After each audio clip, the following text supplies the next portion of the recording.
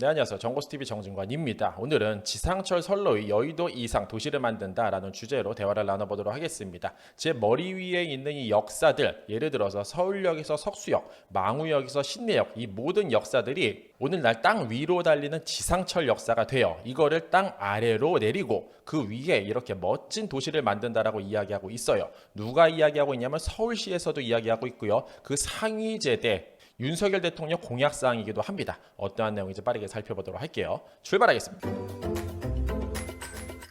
자, 정보수가 약 2년 전에 만들었던 영상이죠. 오래된 지하철 땅속으로 다 묻어라는 내용이 되겠고요. 당시 윤석열 대통령 공약사항이기도 했고 서울시장 오세훈 시장의 공약사항이기도 했습니다. 지상에 평면적으로 나열된 철도와 고속도로를 지하화하여 서울 시민에게 보다 빠르고 편리한 교통 서비스를 제공토록 하겠다. 이렇게 만들어지는 지상 위의 공간, 그 땅들을 주거, 상호, 문화, 녹지 공간으로 입체하도록 하겠다라고 이야기하고 있어요.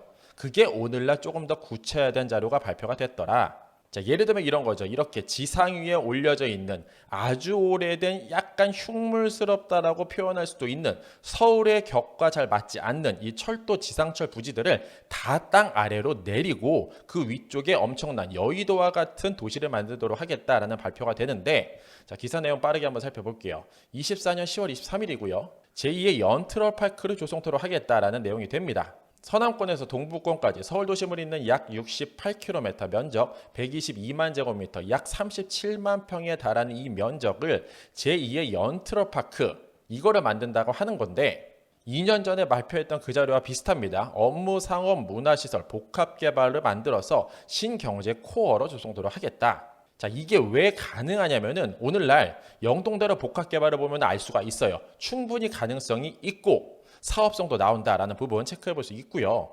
서울시가 지역 간에 단절됐던 지역 쇠퇴의 원인으로 꼽혔던 이것들을 모두 다 지하화 구상토록 했고 철도 지하화 통합개발 계획을 오늘날 발표를 했더라.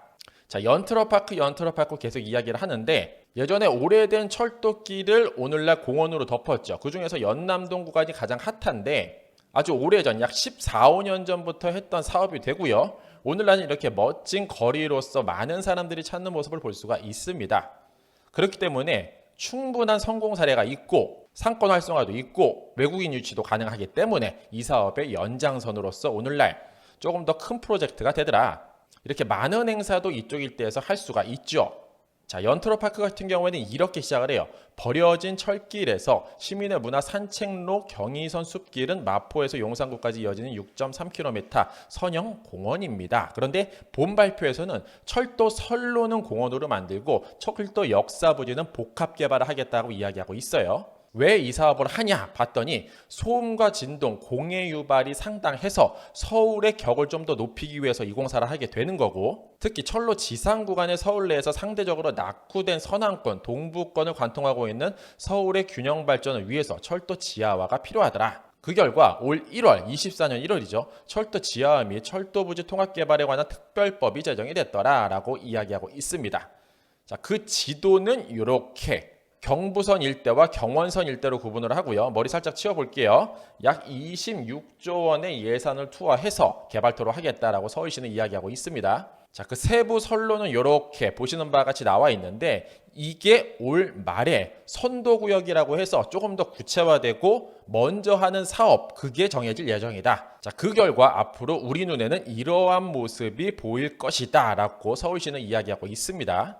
다시 한번 언급합니다. 선로 부지는 대규모 녹지 네트워크를 조성하고 즉 사람들이 걸어 다닐 수 있는 길, 도시와 도시를 연결하는 공원을 만들도록 하고 역사 부지 위에는 업무, 상업, 문화 시설들을 만들도록 하겠다라고 이야기하고 있죠.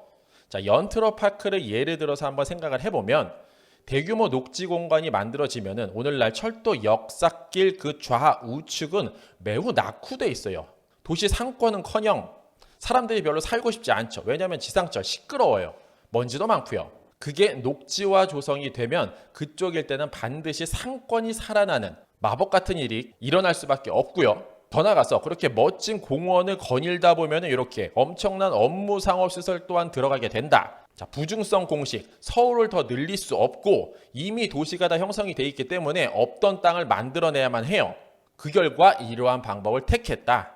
자, 예전에 이러한 현수막 강남 일대에서 근무하셨던 분들, 사셨던 분들은 보셨을 거라고 예상이 되는데 국토교통부 2015년 11월 25일 영동대로 통합개발 계획 확정 발표라고 이야기하고 있어요. 365일 국가경제 활성화 기폭제 역할을 한다. 이게 뭐냐면 오늘날 삼성역에서 봉은사역 그쪽 일대의 통합개발, 지하개발을 이야기하고 있죠.